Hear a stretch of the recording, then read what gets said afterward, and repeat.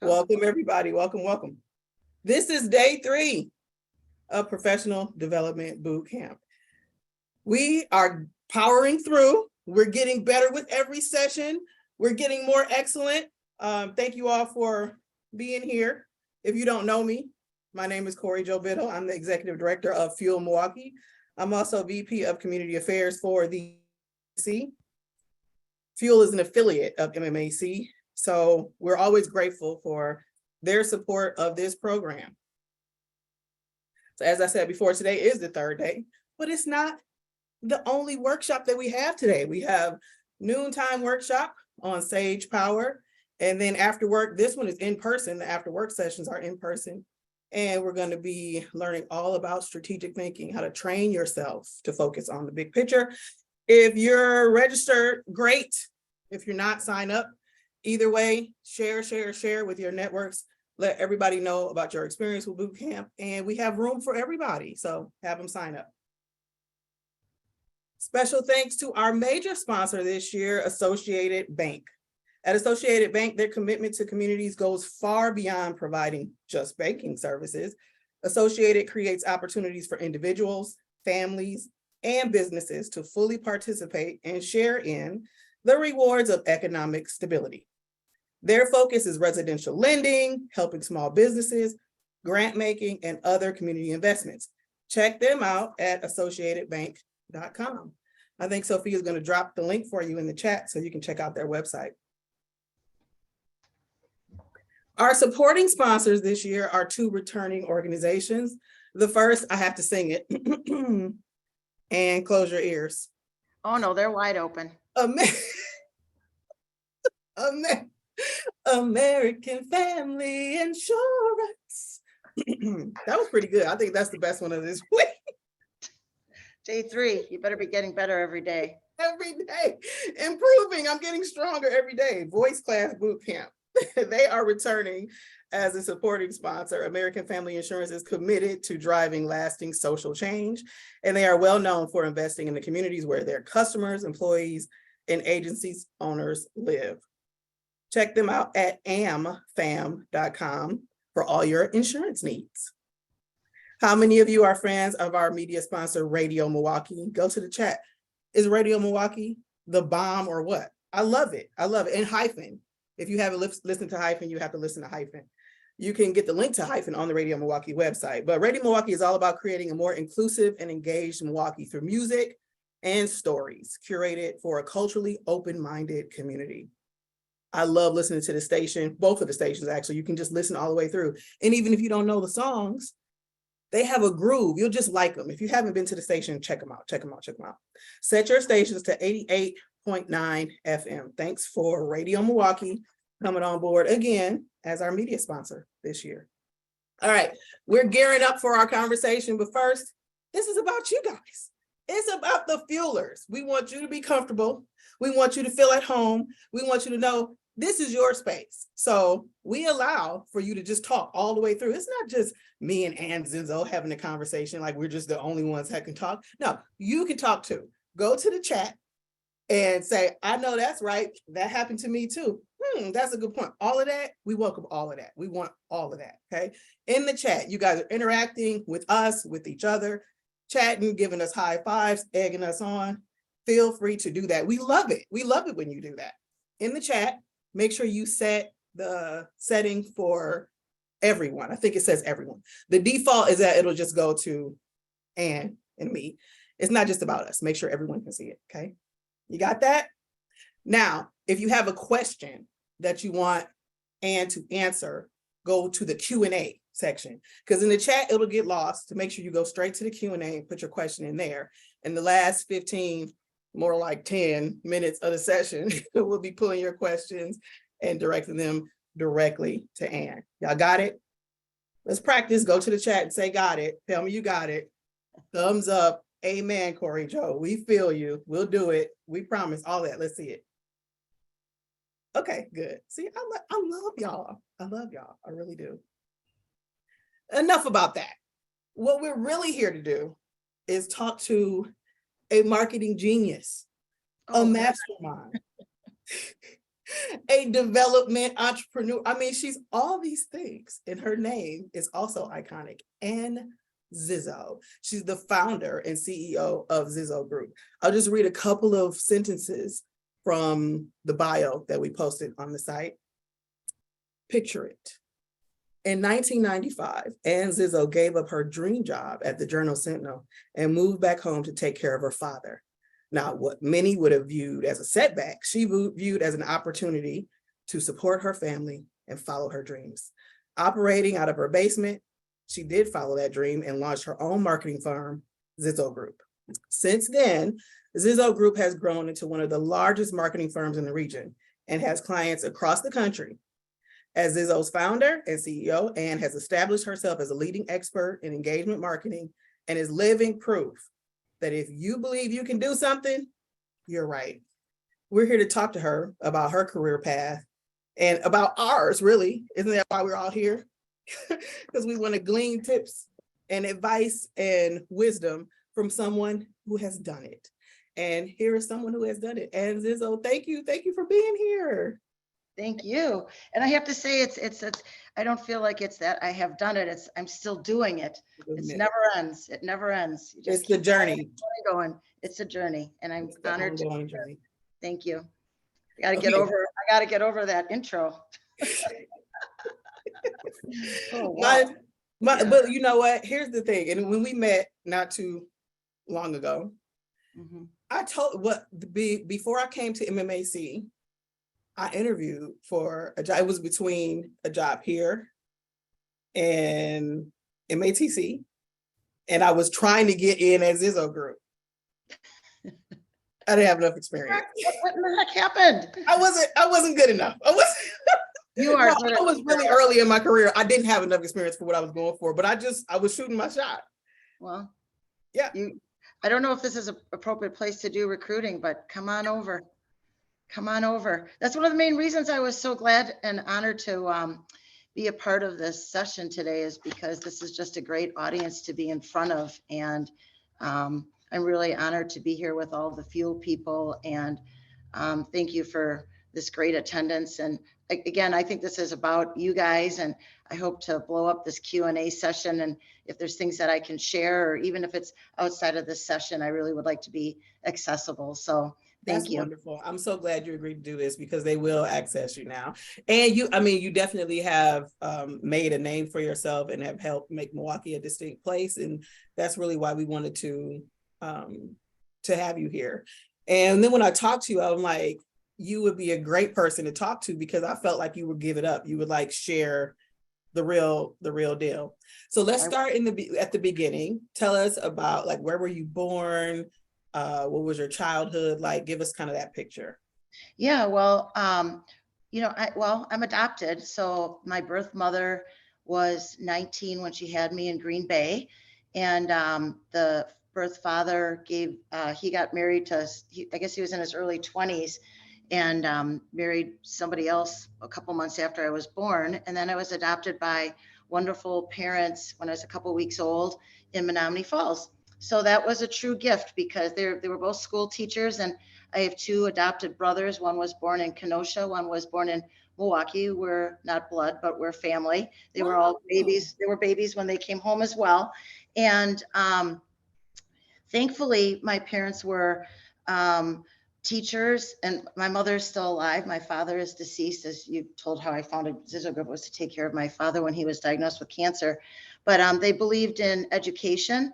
And thankfully that was the case, because I think education is just so important to, in so many regards, and we'll probably get into that as we talk today, but they brought me down here, and I've just been so grateful to have been able to be raised in, I was raised in Menominee Falls, went to Menominee Falls Public Schools, where my father was an 8th grade social studies teacher.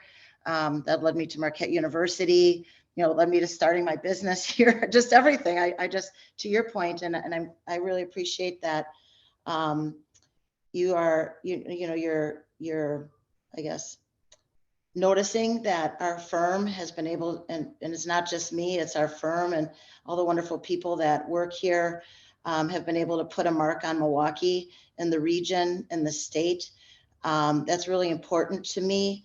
In the beginning, in the early days, so much of what I did was purposefully and intentionally driven around just leaving a legacy to my father. Because I was so grateful, that I was brought here, and my mother's still alive. She's probably tuning in right now. Hi, Mom. She lives at a independent living place in Germantown. And, so I was so grateful for that. I still am grateful for that. And it's just a privilege to be able to build this company and this platform to make a difference. And so what I do is still a legacy to my past, and it's also done purposefully and intentionally to what I know now more clearly I can do to keep imprinting the future. Did you know, like when you were growing up, were you always creative? Were you always thinking in words, images, pictures? If you look back now, do you see little N Zizzo? Well, here's the thing. I'm not a creative person. I'm creative as it relates to business. And it's so funny here. Oh, see, my joke goes, she was always a troublemaker. Wait, who is that? Who is That's that? my son, one of my sons. I have 3 sons, and he's right. Love it. Joe, tell us everything. Tell us. Yeah, he's down at the other end of the building right now. My staff's having a big breakfast on the other end. So there's about 20 people down there eating, and they're probably having mimosas and Bloody Marys. He goes, "Let me have the mic." But yeah, I mean, it was, I'm creative as it relates to business. And what I've learned over the years is that, I am, I'm probably a founder and an entrepreneur. And that's what kind of, that's my thing. And marketing is my company is my platform. And now I've been able to have other companies as a result of it. But what really stimulates me is being able to invent business solutions. And I'm sure my whole creative department is like, God, she's not creative. And I stay out of the creative here. I have so many wonderful colleagues here. One of the questions you sent me is, what is the thing I'm the most proud of? And honestly, the thing that I'm the most proud of is the people that work here. I mean, we have the region's best talent, and to be an employer of choice. And it's not like, I cannot tell people to work at this company, and I can't tell clients to come do business at my company. I mean, I have to create a work environment that earns that. Yeah. And earns clients, that earns employees, earns loyalty. Yeah. Companies don't want to change their lawyers all the time, their corporate counsels. They want to change their accounting firms. They don't want to change their marketing firms. I mean, people shouldn't want to have to change their jobs all the time. Mm-hmm.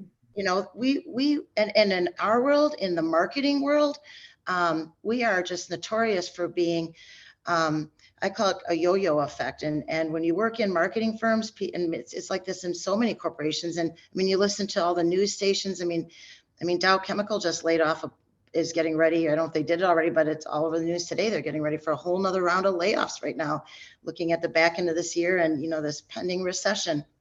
Yeah. And when I worked in marketing firms and corporate America, I can't give you a percentage, but I spent a lot of time kind of planning, plotting, looking over my shoulder, wondering, what's my plan B if I get the axe. What was before you started this company? What was the discipline? What were you doing? Was it business development? What kind of roles were you interested in after you got out of college? What was your focus?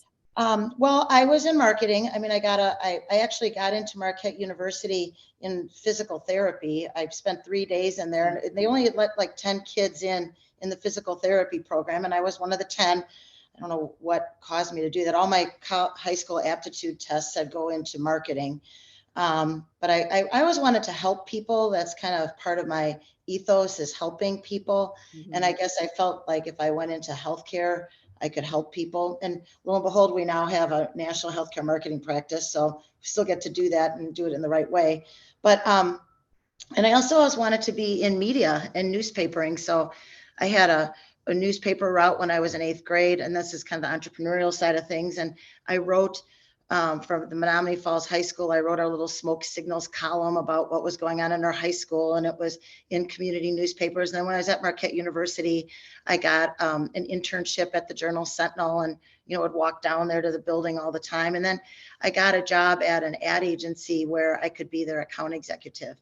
And when I was the account executive working on strategy and client service and coming up with ideas to help market the paper, the vice president of marketing really liked me, and she created a job for me to come in and to be the marketing director. And that's the way I wormed my way in there. And so I was always on the strategy side of things. I was on the account service side of things. I was on the managing people side of things. I've always been kind of innately curious. All the Myers-Briggs testing, on the corporate America side of things was like, she will be get your job done. She will bring creative ideas to you. She will be, legal, she'll get it done, but watch her, because she's going to be a crafty one, and she's going to be, she's going to push the envelope, and, that kind of thing. And I really, what I enjoy now is I can go into corporations and I can be with the CEOs, and I can zing in and out of the aspects of corporate America that I enjoy. And then I can come back into the different worlds that I create for myself where I like to be. and I can create an environment where I know my staff and my colleagues and my nonprofits and my peer groups and my friends like to be as well. When you were in the basement picturing what this would be, did you envision what you're living right now? When you're going through that madness of converting a basement into a business, and I mean, literally we went from, in 1 year, we went from my father was in clinical trials. I had him in one after another. I was getting him and my mom up to Madison and for the clinical trials. And one of my former clients wound up being the chief strategy officer for a big retailer, kind of like the Kohl's department store, the Pacific Northwest. And he hired me to do media buying across 21 markets there. And I told the CEO I could do it. And literally in 3 weeks, I had to convert my basement into a media buying factory, and convinced a woman that I worked with at an ad agency, Sue Colgrove, she's still with me today, 27 years later, to come work in my basement. And we had to convert this basement into a company, and it was a half basement. And literally it was winter, and I was out there with like a rotor, like, I don't know what they're called. There's one of those things that cut like, an edger. It was an edger. Yeah. And I was cutting up. I had to cut up the lot line to like put like a cable in there to get Wi-Fi into the basement. I mean, this was in 1995. I'm 57 years old. I was 29 years old, and it was insanity. And then, so I was convincing people to come work in my basement, and literally in the first year, it converted over from me to 7 people working in my basement. We had done $7 million in sales. My brother John is a 6'9" guy. It was a little basement, short floors. He didn't have a job at the time. He was just getting out of school. He's a rugby player. And he would, show up after the rugby games, after closing the Up and Under pub, and wake up on the floor like this. And I'd have real legitimate people coming to work, and I'd have him answering the phones from Anchorage, Alaska. It was insanity. We'd blow out the power. People had keys to my house coming in and out. And finally, the impetus to moving was the neighbors were complaining because I had so many cars on the street, and the alderman came, and he's like, you really got to move. Like, we can't plow the streets. And so we moved into our first building, and we incubated with another company. And then we started outgrowing that space, and I tried to buy that company. And, it was kind of one thing after another. The moral of the story was there was lots of opportunities lots of doors opened, lots of opportunities to not walk through those doors. in hindsight, looking back, but I always just kept kind of charging through those doors. And the other lesson was in the years from when I graduated from Marquette to when I wound up starting the business, I had 3 jobs in Milwaukee. One as a broadcast advertising manager at what became Bonton, but it was Carson's at the time, that marketing director job at the Journal, and a job at another agency. And so, I was really young, but I had the opportunity to do business with a lot of media reps and a lot of people in town. And, and these people are still my friends. Like, I mean, wherever they are in the world, they're still my friends. And wherever I go in the world, I always make friends with people. And it's a small world, and it gets smaller and tighter with, social media and technology. And those are the people that wound up, and still grow my business. They still come to me with business needs, and if you had to, if looking at your success, if you had to put it in a pie that was 2 pieces, how much of it is the technical aspect of the work and how much of it is relationship, like percentage wise? Is it 50-50? Is it? Yeah, it's 50-50. Yeah. It's probably, for me and what I do, because I work more on the business than in the business, for me personally, my pie is probably more about the relationships and that aspects of it for my clients and the people that work here, and for what my kind of fiduciary responsibility to serve it up to those that, my internal audiences and my external audience. It's probably 80-20, because we have to have all of that for people to function here and for us to get our jobs done for our clients and to be able to give them measurable results.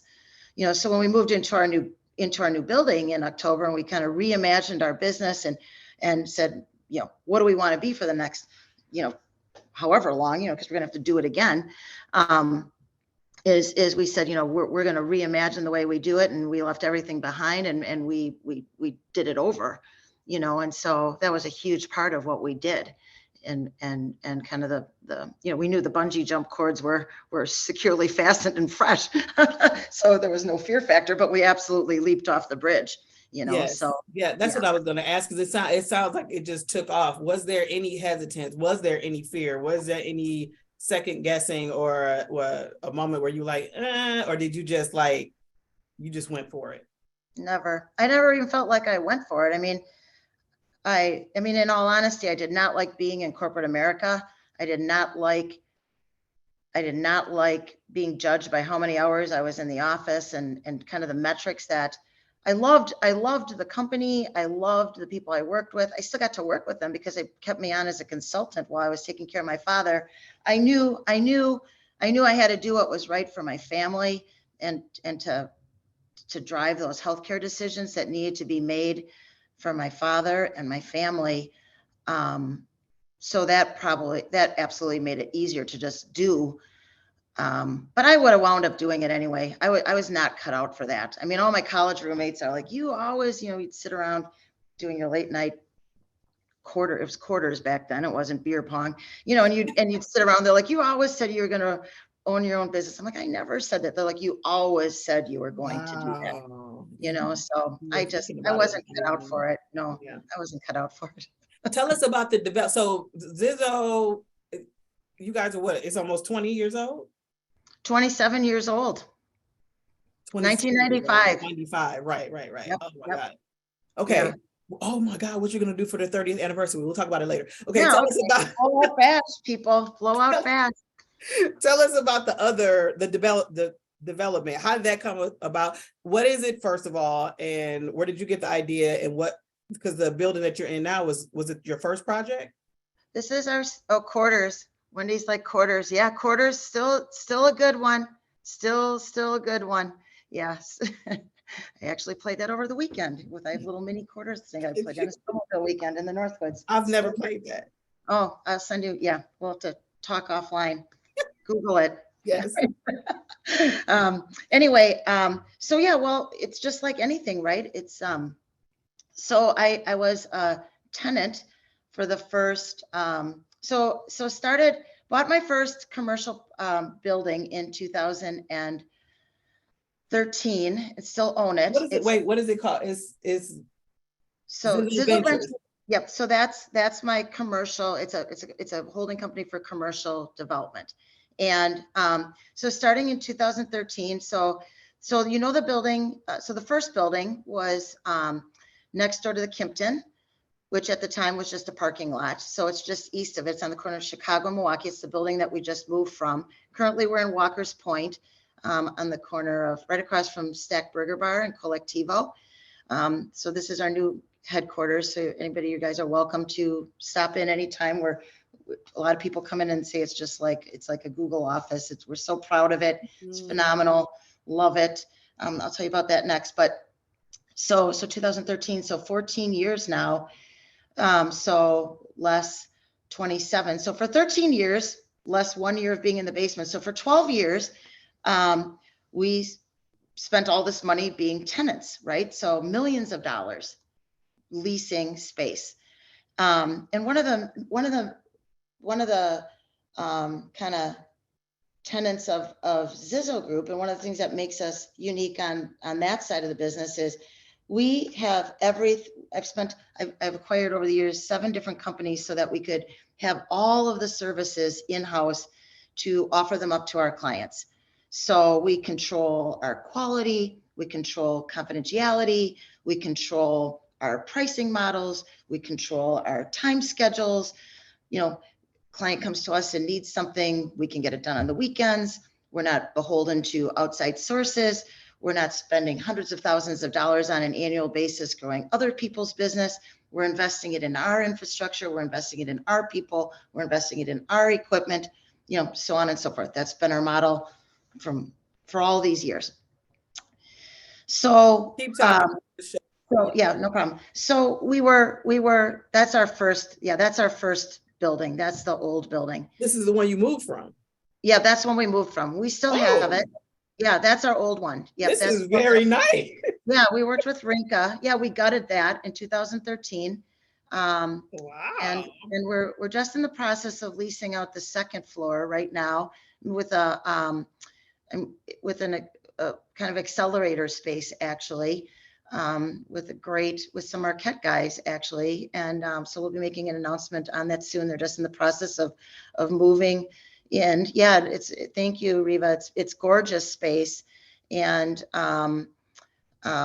yeah, we host community events there. We've had different announcements happening in there. It's been amazing space. And so, and we did really well on it. But what happened was, I mean, this is again, opening doors, right? Thinking creatively, being curious, and just controlling our own destinies. So I was over in the ASQ Center where I'd been for 12 years, and we got into a holdover rent situation. And the landlord was like starting to just like double and triple my rent. I wanted to stay there. I'd spent millions of dollars being a great tenant, never late on rent. I mean, you know, we're just a great professional services company. We improved all the property, like not bragging about ourselves, but you know, we were great credit, never late on rent. We don't trash the place, blah, blah, blah.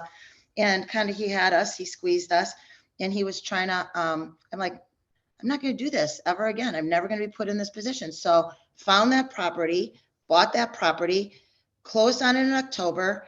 Matt Rinka is a great friend. Love Rinka. You know, they're doing the couture. They did the Deer District, the Modern. They do all the Pizza Mans, all the Associated Banks.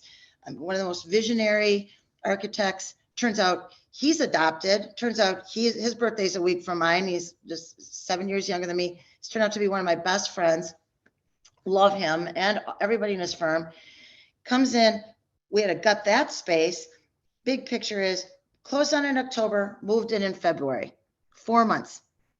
Found it in September, closed October, imagined it, gutted it, built it out, moved in 4 months. Wow. Got out of the other space. And then in the meantime, what we did is we paid it down.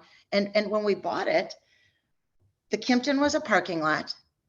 Eversana, kitty corner from us, was the empty Milwaukee Magazine building. They had aborted from that place. Milwaukee Street did not have that beautiful boulevard on it. There was no vision for the 794 corridor to come down and for that whole area to be developed. There was no vision for the streetcar to come and start transporting people down into that area. These micro restaurants and everything happening that's now right and pointing this way, because South Second Street is right behind us, that little pedestrian walk through. I'm on Seaboth Street here. I'm right here on the river. This is where we are now. We're right on this corner. Yes. There's know where this is. This is our new corner. So anyway, So you can see the outside. none of that had happened at the time. And I'm like, oh my God, we did so well there. And so yeah, so we were there, and that's why we did it. We paid it down. Yeah, that's our building now. So then COVID happened, and what was great about that was, I don't know if you want me to keep going. There's some questions going. Yeah, But yeah. so we paid it down. We own it, and I just learned. I had never been a developer before, but learned. And we accelerated a couple of companies out of there, so that was great, and they helped us, kind of diffuse. The mortgage payment and that sort of thing. I'm like, wow, this is really easy. Like, it was great. And we owned it. COVID happens, and we have these healthcare systems we work for around the country. And guess what? We were able to come back into the office that first day that Governor Evers allowed non-essential businesses to come back into the office. And we were able to do that because we were self-contained. We were completely, we could set up all the standards. We didn't have to share an elevator with anyone. All the criteria that prohibited people to come back into the office, we were able to overcome those things because we had our space.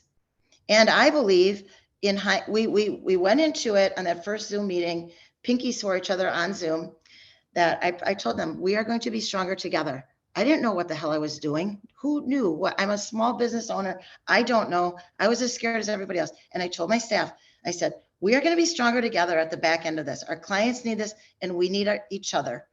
And I said, and we did not lay anybody off during that time. We had one 7-day window where people took like a 20% cut in pay, but then we put everybody back up, and we made it through. And we came back in the office, and we masked, and we social distanced, and we stayed in the office. And you know what? We had very little incidents of COVID outbreak. We stayed the course. We figured it out together, and we were stronger together. And we were able to help our healthcare systems from San Francisco to Boston. We were able to help them figure out what to do to take their businesses and convert from community outreach and education to tell people how to come into their parking lots to get COVID tests. Yep. And it was amazing. And I believe that doing that helped our staff be stronger because it helped them get out of the house and help them be mentally stronger as well. So what happened was, found this building. I did not know what I was going to do with it. It's a building in a parking lot, phenomenal site. And I took, a friend of mine is a residential realtor, and she found out about it. She said, you want to come take a look at this? And I took a look at it. Again, I did not know what I was going to do. Then I took my son, Joe, who works here, through it. He's like, this is really cool. He's like, I'm like, what do you think about Zizzo being here? He's like, I think it would be great. And it was a dilapidated charter building with a great charter school in it that needed to move over into Josh Sheffer's development, the Journal Sentinel, Seeds of Health. And their big thing was they needed to be able to operate in this building for 6 more months. And I love charter schools. My dad was a teacher. Told you that whole thing. He was a teacher. I got to be, long story short, I went to Marquette University. Because of my company, I got to be on the board of trustees at Marquette University. I was on it for 12 years. I mean, how many people get to be on the board of their alma mater? Huge, huge, huge honor. My swan song there was, they told me, we want you to figure out how to get the Cristo Rey School started here. They funded the feasibility study. They said, Zizzo, you're last year on the board, you got to figure this out. I said, okay. So there was a failed attempt at it 3 years before. I worked to help figure it out. Now Cristo Rey's the Jesuit high school, Cristo Rey Milwaukee Jesuit High School is the #1 most stable, financially run high school in the network in the country. Anyway, so there was a charter school here. I really love these schools. I love Seeds of Health. I'm like, yeah, I'll buy that building. I'll figure out what I'm going to do. You can operate there for 6 months. And over that time, I called up my buddy, Matt Rinka, and he is the one who started pushing me and helping our company vision how, because we were working full time in the office. Mhm. We didn't start working in a hybrid model till like December of 2021, because we came back full time.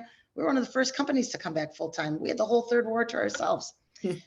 So this building, as I said, the bungee cord jumping off, reimagining, we left everything, those pictures that you showed, everything's still over there. We left it all there. And the banks worked with us and MEDC worked with us because we're still a great, scrappy company and they love us and we're strong financially and blah, blah, blah. They worked with us to help make this building happen. And we reimagined again the whole way that we work, the way that we function, all of our technology, all of our furniture. We actually have a tenant space on the first floor. So we're going to be bringing in another something or another into 3,500 square feet here that's going to activate the first floor of this building and the corner. That's going to be an amenity for the neighborhood. And we light up this building every night. We're actually getting the lights changed so that we can be, you know, a complement to the Home Bridge. So you're going to see us. You guys want to, anybody wants to do like a gender reveal here, you call us. We can do it right in front of our building in a couple weeks. Our partners, World Class Lighting, are going to let us do that. And we want to celebrate our corner and we want to figure out new ways to just do that. But it's an awesome corner. It looks, I mean, I love the exterior and how you, the facade. Was it that color before? no, it was this dirty grayish green. It Right. was Yeah. great. I But we want to can, get into your yeah. questions because I Okay, feel like I you're think going we to end keep up going. having a I'm lot of burning questions. all our time. But Okay. you can, the big picture is there, you can always find ways to find control, to control your destiny, to invest in yourself. And if it's a way that you do it through business, great. That's the big picture. You can do it. You can do it. Okay, this one is Emily. She says, so nice to see you. She has two questions. The first one is, in your journey to achieve, did you ever have those that basically brought up work-life balance as a mom? And how did you deal with it? And then the second piece is, what kind of leadership coaching or mentoring was key to your success? Yeah. I mean, I've had work-life balance. I mean, I've been divorced since 2006. And when that happened, I had three sons, still have three sons. They're 8, 10, and 12. And, you know, every one of them opted in to work in my company. And that's a huge accomplishment. One of them is a marketing analyst in Chicago and is, you know, and the third one is a sustainability analyst who actually marketing is a huge part of his job down in Atlanta. And it's a huge compliment and gift that, you know, they've been around this their whole life. And Wait, how old are they're 23, 25, and 28. they? Okay, they were 8, 10, and 12 when you got divorced. Correct. I was like, dang. Yeah. No, yeah. Yeah, 8, 10, and 12-year-olds working. That's No, impressive. back then, girl. Back then, there, no. But you know, so I had to raise them myself. So I didn't raise them myself. Their ex-husband was around, but I had them like 90% of the time, and was responsible for their educations, for college, for Marquette High, and all that stuff. And so I totally understand that, and we've always accommodated that, and we can accommodate it even more.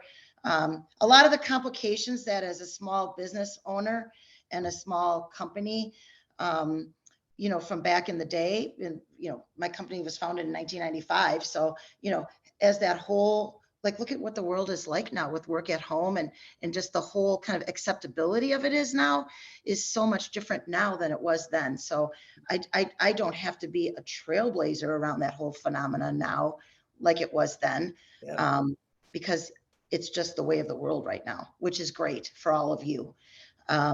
So yeah, it's always just been a way it would have been very hypocritical for me to not be able to accommodate that. I mean, I would bring the kids to the office. You could talk to them. I mean, they were, it's just the way it was. Like, I did not make it. Here's what I did. I did not make it to their wrestling matches, their basketball games, their football games, their baseball games. I made it to probably 5 to 8% of them. I made it to every parent teacher conference. I made it to every college tour. I made it to every parents weekend. I made it to, you know, all of that stuff. The the brain stuff, I made it to. The bronze stuff, I was not so good at. That's where I opted in. And I absolutely, you could ask anybody that I have a lot of people that have been here for, 27, 20, 17, 15, 13, 10. We just celebrated somebody's 15-year anniversary right now, our VP of PR. A lot of people have been here a long time because stability is at the core of our value system here, in every regard.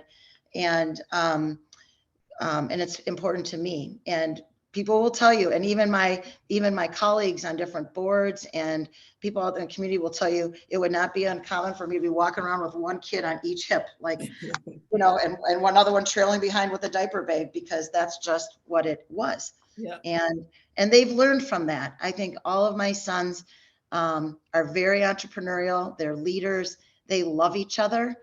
They love me, and they love the city. And so don't underestimate, I think just regarding that, I think whatever is imposed upon you, men or women, those demands and the struggles that are imposed upon you by work-life balance,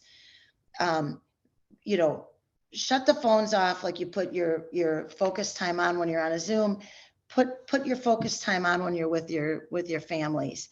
And what was something that we were very fortunate, I was able to, find a home up in the Northwoods, and nature is still very important to my kids, as they're young men with, starting with serious girlfriends, and one of them is married, but getting out in nature and finding that time to be on the water and walking around and, just decompressing, that's really, really important. And so it's quality of time as much as it is quantity. But I would argue you could be around them all the time, but if you're not focused and you're not giving that quality time, it doesn't really matter. I was very distracted. I'm not telling you, they're going to tell you, like, sometimes they will, even now, it might be like Christmas and they'll be like, Ann, and then I'll look and they're like, we called you mom 4 times and you don't look. And they still say that. Like, but it's kind of like a family joke. So whatever. What kind of, did you have coaching, mentorship at any point in your journey? I never really had, I didn't ever go into like professional coaching. I probably should have. But I have so many mentors,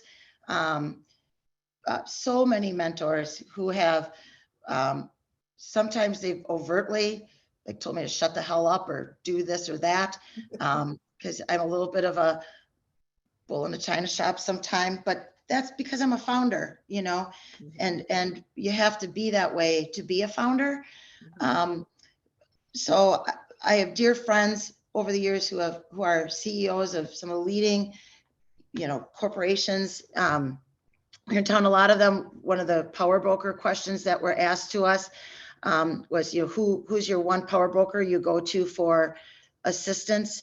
And I have like a network of them, because they've been around with me for all these years. And you can get mentorship out of everyone, and that's one of the things I want to make sure I said in this is, like, don't be fearful of your managers. Like, we are busy people. Like, it doesn't mean we don't care. Like I always say this, like, sometimes I might be fast in a conversation and I might come across abrupt in a conversation I have with somebody on my team. It's not because I'm trying to be like abrupt with that person on my team. It's because I'm trying to get on to like the next thing, and these are things that keep us awake at night as leaders and as managers. And we want to be with our people. Like, there's no wrong moment. There's no wrong answer for you. There's no wrong time. Like, we are in the business of being with our people. Like, we don't have jobs without our people. We don't have process and products without our people. We don't have companies without people. It's like all that mentorship is right there in your manager, but a lot of times, people do hold back because they don't want to do too much, overstep, be annoying, or even the big bosses, even your CEOs or your executive leaders are just like little touches, or like just imagining, put yourself in their shoes. Like you put yourself maybe in your client's shoes or your customer's shoes, or Put yourself in your boss's shoes. Yeah. Like we as leaders and bosses and managers, I mean, we have to put ourselves in your shoes and just ask yourselves, how often do you put yourself in their shoes when they've got all of you guys reporting to them, plus more, plus their families, plus the customers, plus the ones they're trying to attract, plus the ones who they're worried about defecting. What's the most effective way for, like, if there was a new hire there, what would be a good way for them to ask you a question or glean from your knowledge, but keeping in mind you have a million other things to do? Do they write you a note? Is it a quick email? Do they just schedule a pop in? What's the best way to get access to somebody that you know is busy, but you really kind of want to get a little bit of time with? Yeah, I think it's all of those things. And, like sometimes people will pop in and I'll just be like, hey, I can't do this right now, but like get on my calendar or call. Like I had one of my colleagues last night, we needed to talk. She's like, I'm like, can we talk tonight? She was like, can it be after 8? I'm like, yeah. And she called me at 8:30 and I talked to her for like 25 minutes. Whereas if it would have been during the day, it would have been 3. Yeah. And that was great. It worked for both of us, so I think it's just, it might be different on a different day. It's different for every person. And just like, let them know that you are open to them being open and direct and figuring it out. Again, I think the whole kind of COVID and the pandemic time opened everyone up to new open ways to working and communicating. Yep. For sure. I agree. Okay, so we got so far 3 more questions. Julie asked, well, first she says, thank you for sharing yourself with us. I concur. As an influential leader in our region, what is the best tip you can share for strengthening relationships with either your clients for loyalty or your team for morale? Strengthening relationships. How do we do that? Well, I have always found on the client side of things, it's like you just have to authentically, for real, be curious, like care, have them know you are thinking about their problems all the time. One of my care about their families. The guy who moved into my job when I left the Journal Sentinel, his name's Tom Pierce, became my client. And then he moved on to several other jobs, which I helped him even get some different jobs. He has 4 girls. 3 of the girls are the same age as my boys. The 4th daughter is my goddaughter. Like, he's been my client at probably 4 different companies, and his 4th daughter is my goddaughter. Like, that came because I cared about his business. I cared about him. We are still lifelong friends. And I always was thinking about stuff he didn't have the capacity to think about. Like, if you are curious about people, you're curious about their business, you're curious about what is going to make them successful, they're going to love you. Like, but you can't fake that stuff. Like, that does not happen between 9 and 5. And there's nothing wrong with being somebody that's a 9 and 5er. Like, the world needs those people. That's not being a failure. Even if that's what you're going to do between 9 and 5, that's great. But I cannot stop. Like, I don't stop. You can ask anybody if they get, like, I don't stop. Like, did you know 4 a.m. is when your brain is the most active and most astute and most alert?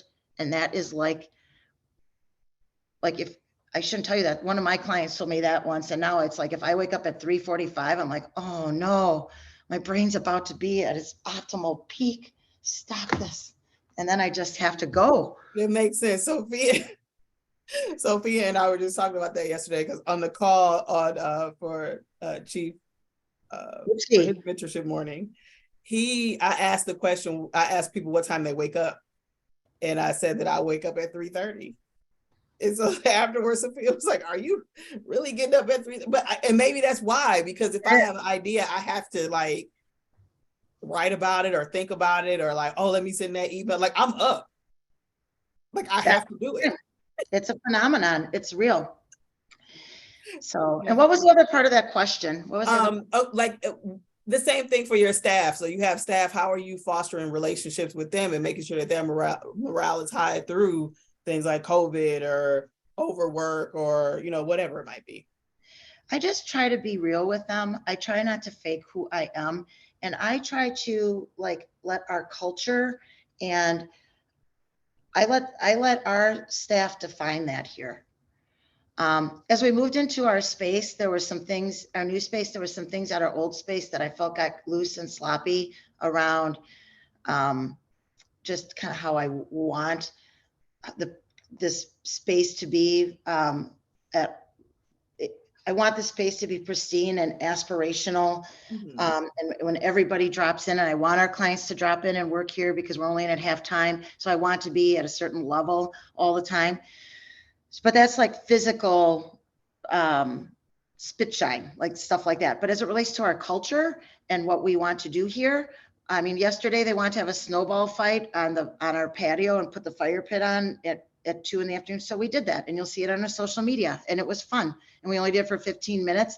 And like, I didn't even have my coat on. They're like, you got to come out here. I'm like, okay, fine. And then we all froze our hands, and I was glad I did it. Like, okay, when's the last time I whipped this couple snowballs around? Like, I don't even know. And it was fun. And I actually thought about that last night. I'm like, that was fun. And so it's like they define that for us, and I don't have to think about it. And I can't fake that. Like we have a wide range of ages, ethnicities, genders, all this stuff here. It's like, I don't need to do that. If I let that take care of itself, it's going to be something that attracts other people. So I don't really worry about that. And I love it. I love it. And they have a budget. And if they need more money, they get more money. They handle our holiday parties. Sometimes we do a pedal tavern. Sometimes we do a paddle tavern. Sometimes we have Uber kitties. Sometimes sometimes we're just like, hey, it's a beautiful afternoon. Let's just shut down at 3 o'clock, go get beer and Mexican food and go hang out on the patio, and people work out there. It's just whatever. It's great. I don't sweat the small stuff. That's sweat awesome. I love it. I could have been working there, but you still can, girl. That's on you. Okay. That's not on me. I have to ask this question. Edwin, okay, he has a good question, and I'm going to read all of it because it gives context. Entrepreneurship is not always accessible to many people of color because of seed money and capital. Many do not have the privilege or access to people that can assist with this. What is your advice to this group of people who still want to be entrepreneurs and build dreams and successful businesses? Yeah, well, when I started my business, I mean, I had no money. I was 29 years old. I come from no money. I mean, my parents were 8th grade. I mean, my mom stayed home we had summers where we had just chicken noodle soup and mac and cheese in the cupboards. My dad was in 8th grade social studies at Menominee Falls with 3 adopted kids. My mom stayed home to take care of it. I do not come from wealth. I'm a scrappy person. So I bootstrapped this whole business and figured out how to cash flow it, figured out how to bill people in advance, so that I could create cash flow to pay the people that worked in my basement. I bootstrapped it. So I'm not, if you can figure stuff like that out, you don't always have to have seed money. In my case, it's a service-based business where I could figure that out. That was my business. And then on the other side of things, when they're the right ideas, people will fund great ideas. In our business, and I always challenge our staff to do this, it's like when they're like, oh, the budget's only this and it's only that, it's like, sweep the floors. We got to go into our clients and sweep the floors. They will find money for great ideas. So it's the second thing. The third thing is, and I'd be happy to talk to you about this offline if you want to link in with me and we can talk. I mean, I'm involved with something that Chris Abley is funding. It's an MIT model, it's an MIT based program that he brought here to Milwaukee, where there's 40 of us now that are put onto these teams of mentoring startups. And it's actually a process of, you have your idea, you pitch it. If you get chosen, then you get seasoned entrepreneurs and founders that actually come in, and we meet with the startup companies to help them grow their businesses, help them get funding, that sort of thing. So, you know, there are different kind of startup helpers, you know, things like this I think here in Milwaukee, the ecosystem, the funnel to get you into that ecosystem of finding your way, it's a little loose, but there are absolutely efforts in place where, yeah, you can absolutely connect with me. Anybody who's jumping, if you want to connect with me on LinkedIn, and happy to continue. But I'm happy to help you get into some of these things. And there's a lot of efforts in the city to help tighten that up. There's a lot of efforts, you know, to help with that. Yep. So I'll make sure you all connect. Edwin, definitely connect with her on LinkedIn if you need any assistance. Yep. Make sure I connect you two together. So we're at time, and we mostly got to all the questions. Anything that we didn't get to, I'll just email it to you. And there's probably the last thing is the favorite book. I want everybody to go and get the 5-minute journal. That's the last thing. The 5-minute journal. Okay. On Amazon. It's 5 minutes a day, and it's makes you happier in 5 minutes a day. Mine's all full of stuff. Wow. So you just have to respond. My son gave it to me, and every day you get an inspiring quote. You start the morning with your morning gratitude. You prioritize your day. You give yourself a daily affirmation, and at the end of the day, you give yourself your little highlights and a little reflection, and you set up your next day. 5 minutes a day. I love it. It's awesome.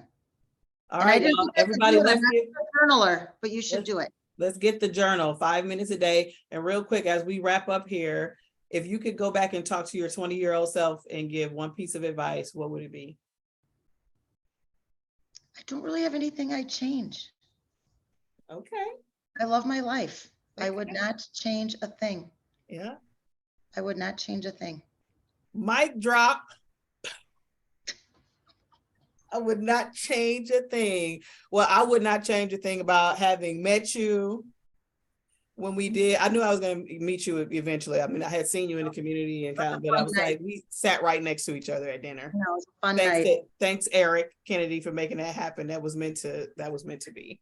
Yeah. So thank you for our conversation.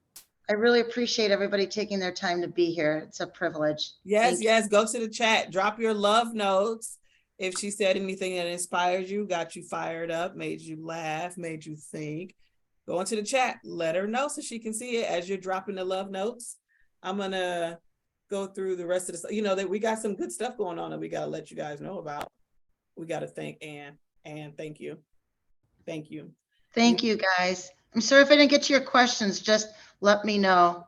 We'll send them to you. We got to most of them, but I feel good. I'm fine. I'm like, I can't do anything. It's all about relationships. That's a theme through this year's boot camp: relationships. And that doesn't always come out as strong as it has this year, but I've definitely felt that thread. Thank you for bringing it back. Thank you. A reminder to all of you to go to the Fuel Milwaukee website, fuelmilwaukee.org. and put it on your social media, your LinkedIn, take screenshots of this. Oh my God, Aunt Zizzo, she's amazing. If you weren't at her mentorship morning, you're missing out. Do all of that. Talk it up. Okay. I want everybody talking about this. I want them jealous. There will be a replay, but don't tell them that.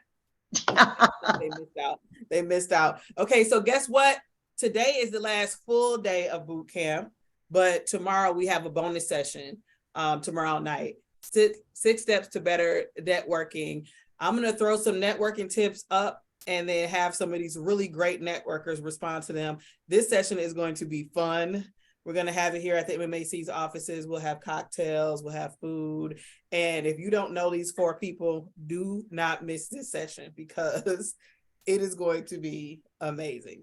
So share, sign up, screenshot, take a screenshot, right? Take a picture right now with your phone. Put it on social media and say, hey, y'all, you want to go to this with me right now? Are you doing it? Good. Thank you. I appreciate you. I appreciate you. Okay, after boot camp is over, the learning and the socializing does not stop. We've partnered, MMAC and Fuel have partnered with Milwaukee Films Black Lens program for their Black History Month program. They have tons of stuff going on for Black History Month. So make sure you go to their website and check it out. Part of it is this Engage and Activate series, which is a forum for diverse professionals. It's a platform that they're setting up so that we can have really high level social interactions with people who didn't grow up with us, didn't look like us, have different backgrounds. The whole point is to really tackle this whole, we live in two Milwaukees and this is a segregated city. The best way for us to break that down is to get connected, And this is one of many ways that we're doing it, but I thought this was a great idea, so we're supporting it. Go to the Milwaukee Film website, and the button is right on the homepage for you to register for this free event. It's a series, so there'll be like 6 of them, but don't miss this first one on February 1st. It's gonna be a lot of fun and I'll be there. Thanks again to our sponsors, Associated Bank, American Family Insurance, and Radio Milwaukee. Fuel Bootcamp would not be possible without you. 1 hour, you got 1 hour, you're pumped up, you're inspired.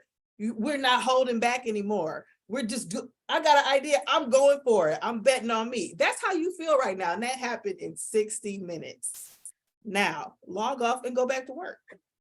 That's the point. You didn't have to use PTO. You're not missing any conference call. You see why this is so smart? This is like a masterful program, right? And it's designed for you. It's designed for you. So again, thank you for being here. Spread the word, talk us up, tell everybody about it, and then I'll see you at noon. And then that'll be another 60-minute powerhouse session. You get it? This is how it works. All right, bye guys. And thank you. You're so good. Can't wait to see you again.